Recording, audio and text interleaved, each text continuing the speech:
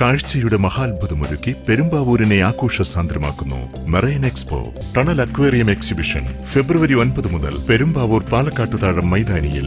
ഏവർക്കും സ്വാഗതം. മുല്ലപ്പെരിയാർ വിഷയത്തിൽ ഗ്രീൻ വിഷൻ കേരളയുടെ നേതൃത്വത്തിൽ കോതമംഗലം ചെറിയ പള്ളിത്താഴത്ത് പ്രതിഷേധ കൂട്ടായ്മ സംഘടിപ്പിച്ചു.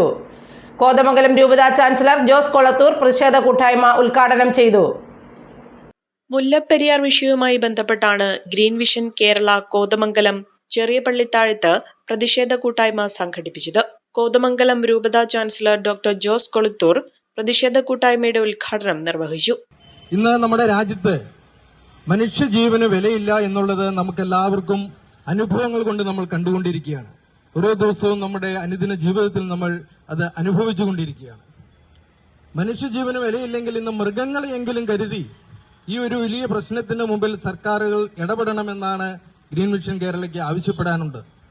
മൃഗങ്ങളുടെ ജീവനാണ് ഇന്ന് വില കൂടുതൽ.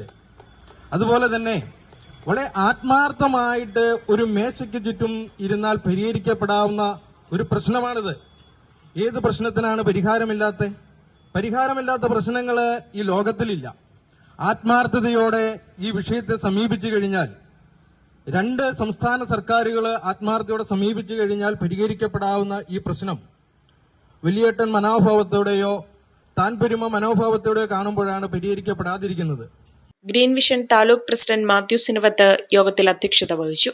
അഡ്വക്കേറ്റ് ജോണി മെതിപ്പാറ, സംസ്ഥാന പ്രസിഡന്റ് ഐബ് ജോൺ കല്ലിങ്കൽ, ജെയിംസ് കോറമ്പേൽ, ജോൺസൺ കറുകപ്പിള്ളിൽ, MM ജോസഫ്, ബേബി സേവ്യർ, ശശി കുഞ്ഞുമോൻ, ജോസഫ് ആന്റണി, ജിജി പുളിക്കൽ എന്നിവർ പങ്കെടുത്തു.